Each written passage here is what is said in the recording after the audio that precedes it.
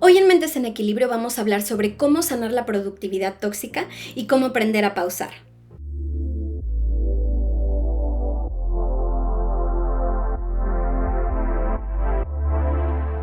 Después de casi 2 meses de no subir ningún video, la verdad que regreso de esta pausa muy renovada y justo hablarles de este tema. Ya en mi canal tienes un video sobre procrastinación que es justo lo opuesto, es postergar hacer cosas importantes y dejarlas de lado y dejar que el tiempo pase y pase. Cosa que la verdad a mí no se me da mucho, sino todo lo contrario. Yo tiendo a ponerme un montón de cosas, muchas de ellas innecesarias, en mi día y si no cumplo con ellas, pues siento que no cumplí conmigo y no me siento satisfecha. Y muy seguido mucha gente me pregunta, Irene, ¿cómo le haces para estar todo el tiempo creando nuevos proyectos, teniendo un montón de ideas, haciendo un montón de cosas en tu día a día? ¿Cómo te organizas para en el día tener tiempo pues para hacer ejercicio, para trabajar, para estar con tu pareja, para hablar con tus amigos, para tus perros, para la casa, etcétera? Y no les voy a negar que el mindset y la energía y lo planeadora que soy, lo organizada que soy y lo disciplinada que soy con eso que organizo o planeo, pues sí me ha llevado a cumplir muchas de mis metas y mis objetivos. Sin embargo, también les mentiría si no les cuento que hay una delgadísima línea que he cruzado muchas veces, que es el lado oscuro de esta productividad, lo que se denomina productividad tóxica, en donde hay veces que no es suficiente, que siempre hay algo más que podría haber hecho o que no me quedo satisfecha con cómo lo hice. Y aunque sí hay veces que encuentro ese balance perfecto entre la pausa y la productividad, las otras tantas veces que no logro ese balance, pues ha tenido un coste emocional bastante alto, ¿no? Sentimiento de fracaso, un desgaste emocional, sentirme muy estresada, también ser muy dura conmigo misma, sobre todo yo creo que eso, dañar mi relación conmigo misma, ser muy crítica y hacerle caso a esa parte de mí, esa yo productiva, tóxica y controladora, con este pensamiento de que como no hice todo eso que creía que tenía que hacer ese día, pues ya no puedo sentirme bien conmigo, ¿no? Porque no hice lo suficiente o lo que creía que era suficiente o no lo hice lo suficientemente bien.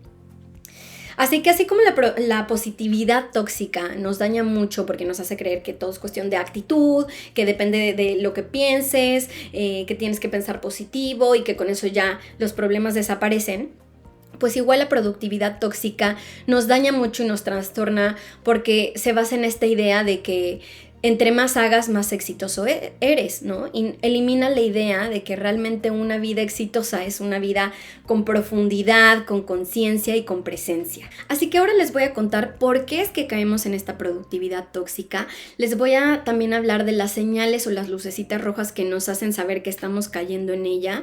Y por el otro lado les voy a hablar de las consecuencias y por supuesto que les voy a dar consejos para que puedan sanar esta productividad, que no basen su valor propio en el hacer y que también puedan aprender a pausar sin culpas. Uno de los por qué desarrollamos productividad tóxica tiene que ver con las carencias en nuestra infancia. Cuando de pequeños no nos sentimos vistos, reconocidos y amados por el simple hecho de ser quienes éramos, ¿no? Tanto sin ese padre o esa madre nos rechazó o nos abandonó, pero ya no solo físicamente que se haya ido o nos haya rechazado, sino que estaba ahí físicamente pero emocionalmente no estaba disponible, pues nuestra mente busca otras estrategias para recibir ese amor y esa atención y ese reconocimiento. Y esta estrategia está basada en el hacer. Entonces, con el tiempo vamos internalizando poco a poco que necesito hacer cosas que complazcan a los demás para ser visto y recibir ese amor, ¿no? Y entonces no lo recibo por quien soy, ¿no? Pierdo ese valor simplemente por ser y lo pongo en el hacer. Y es así como suplimos el reconocimiento profundo que es incondicional, pues por un reconocimiento capitalista que tiene que ver con lo que hago o lo que hago por ti. Otra razón del por qué desarrollamos una productividad tóxica son nuestros modelos familiares, tanto los mensajes que nos dieron a lo largo del tiempo como lo que vimos que se hacía, ¿no? Por ejemplo, si papá o mamá trabajaban muchísimo y no había tiempo de pausa y disfrute, o si trabajaban pero a la vez había espacio para hobbies, para descansar, para placer, para conectar con otras personas, todo eso pues lo internalizamos. y nos marca como un mapa a través del cual nosotros nos vamos moviendo de adultos. En mi caso, por ejemplo, las mujeres de mi familia son muy trabajadoras, tanto fuera como dentro de casa, y yo pocas veces las vi tener como este espacio de cuidado, de placer, de descanso, de pausa, de irse con amigas, tal era algo que no ocurría frecuentemente, entonces es algo que yo internalicé. Y aunque soy consciente de ello, para cambiarlo y para sanarlo, pues obviamente tengo que estar modo observadora de mí, ¿no? Para cuando vaya a caer de nuevo, pues redirigirme y no repetir este modelo familiar. Otro aspecto que nos hace desarrollar y mantener también esta productividad tóxica es que la pausa representa enfrentarnos a nosotros mismos y a nuestras sombras. Como por mucho tiempo hemos utilizado el hacer como mecanismo de defensa para no sentir o para ser reconocidos, pues hemos ido evadiendo cosas haciendo, ¿no? Las hemos dejado de lado o atrás. Y claro, el pausar significa volver a estar con nosotros, volver a conectar con nosotros y volver a conectar con esas cosas, que al inicio puede ser incómodo e incluso doloroso. Y finalmente, otro aspecto que también promueve esta productividad tóxica es la misma cultura de la productividad, ¿no? En donde el valor propio de las personas está basado en qué tan eficaces son, en los resultados que dan, en sus agendas y en el mucho tiempo que tienen ocupados haciendo algo, ¿no? En esta idea de que para ser exitoso tienes que hacer muchas cosas. Entonces, pues lo que genera esto es que las personas estudien tanto que les den ataques de pánico antes del examen porque están bloqueados pensando que no han hecho lo suficiente, o que haya personas que trabajen horas extras para ser el empleado del mes o para ganar un bono o para ganar un ascenso, y esta idea en que nunca es suficiente y siempre tengo que hacer más, ¿no? También se entra en esta competitividad en donde volteo a ver a los otros y siento que siempre tengo que hacer más que los demás, entonces esto no acaba, ¿no? Y al final del día también, paradójicamente, si yo estoy compitiendo todo el tiempo, no conecto con las personas, más bien son adversarios, y justo lo que quiero es conectar, pero primero desconecto y después busco esa conexión o ese aprecio con un camino mucho más largo y mucho más desgastante, ¿no? Y obviamente pues esto tiene un efecto muy duro en las personas, tanto de burnout, tanto de desgaste consigo mismos, en su relación consigo mismos, y pues estas creencias que se refuerzan constantemente, ¿no? Porque si cada vez que yo me partí, perdón por la palabra y la expresión, pero me partí la madre trabajando todo el mes para poder tener ese bono, pues ese bono o el reconocimiento de mi jefe de esas horas extras que hice refuerza la idea de que es la única manera de ser visto, y lo vuelvo a hacer una y otra vez, y entonces no me pruebo a mí mismo o a mí misma que soy capaz de ser valorado por otros solamente siendo yo, ¿no? Porque lo merezco y porque simplemente siendo yo es suficiente. La primera señal de alerta es no saber decir que no cuando alguien te propone algo o te deja como alguna tarea o te invita a algún proyecto, ¿no? A mí me ha pasado que en algún punto sentía que tenía que decir a todo que sí, y que si decía que no lo hacía con muchísima culpa y después con mucho reproche.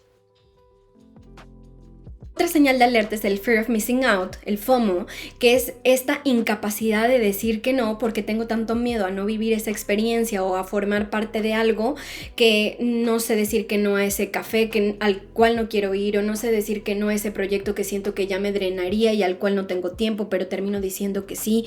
O sea, verte decir que sí a cosas que van a hacer que no te elijas a ti, esa es una gran señal de alerta.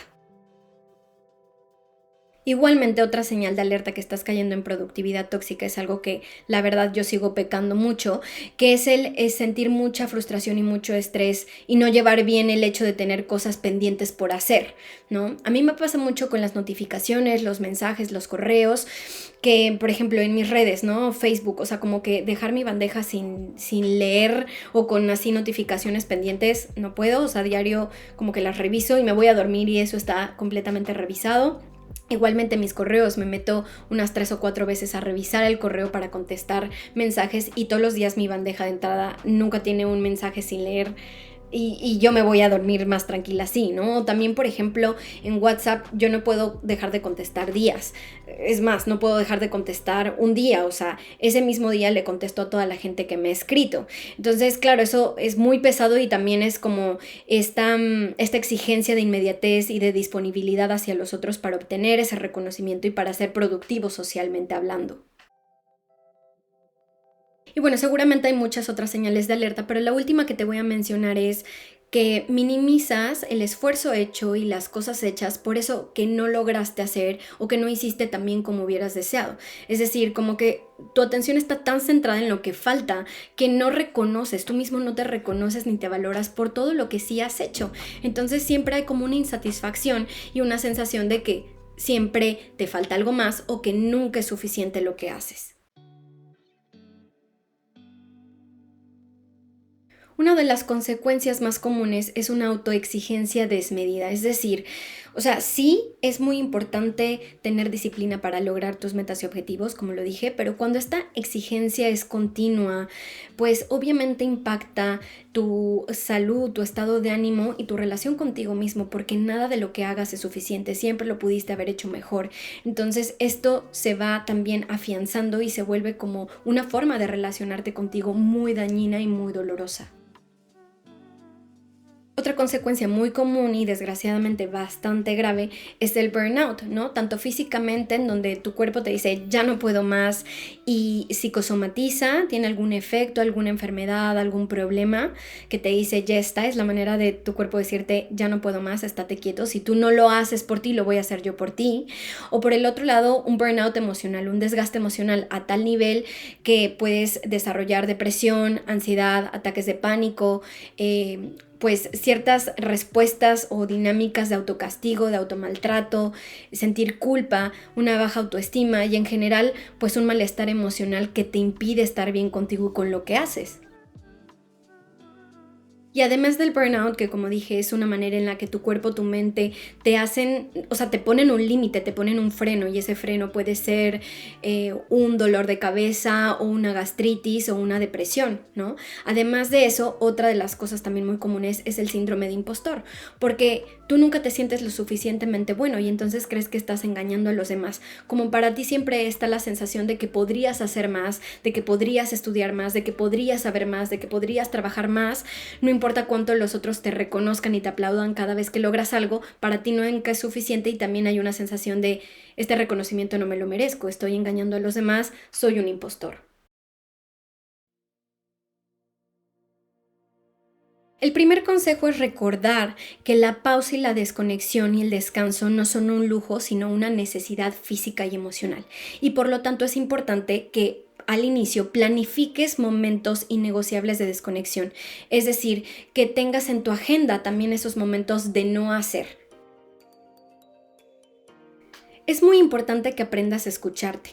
Te recomiendo que tengas un pequeño ejercicio diario en el que te preguntes qué necesitas de ti, qué puedes hacer para sentirte mejor, si hay alguna necesidad que sientes que no está cubierta ese día para atenderla. Es importante que te tomes esos minutos de reflexión y empieces a conectar cada vez más contigo. Reflexiona si hay alguna carencia del pasado, sobre todo temprana, que estés proyectando en el hacer, es decir, que estés poniendo energía afuera de un tema pendiente que no has resuelto. Y si es así, si ves que hay algún tema sin sanar, en donde no te hayas sentido valorado, valorada, amado o amada, es importante que acudas con un profesional a trabajarlo para que no sigas proyectando tu valor propio en las cosas que haces, ni supliendo esa herida o esa carencia. Cantidad no es calidad, así que es importante que definas cuáles son tus prioridades y también que elijas hacer las cosas que hacen significativo tu tiempo y tu esfuerzo. Define qué cosas puedes soltar y no pasa nada, y define también cuáles son aquellas cosas a las cuales no quieres renunciar porque son realmente importantes para ti. E igualmente es muy importante que revises que de lo que estás haciendo lo estás haciendo por la expectativa de alguien más y no es una prioridad tuya sino de otra persona. Haz una lista de todas esas cosas que te dices que tienes y que debes de hacer. Y de cada una de estas cosas pregúntate qué es lo peor que pasaría si las sueltas un día, una semana o un mes, o si las sueltas por completo. Estoy segura que muchas de ellas te darás cuenta que son cosas que realmente no son tan importantes y que no tienes o debes, sino que te estabas exigiendo hacer. Practica la autocompasión. Es muy importante recordarte que eres un ser humano imperfecto, que está intentando estar libre de dolor y sufrimiento y que a veces no lo hace de las formas correctas. En mi canal tienes un video en el que te doy algunos tips y algunas prácticas para que puedas volverte más compasivo contigo y con otros. Practicar mindfulness y meditar te ayudan a pausar, a estar presente y a conectar contigo. Recuerda que en mi canal tienes una playlist con muchísimas meditaciones guiadas que te pueden ser de mucha utilidad. Ayúdate de las afirmaciones, los decretos y de poner una intención a tu día. A mí me ayuda mucho hacer afirmaciones que me pongan mentalizada y también energéticamente en sintonía con eso que quiero que forme parte de mi vida y mi cambio.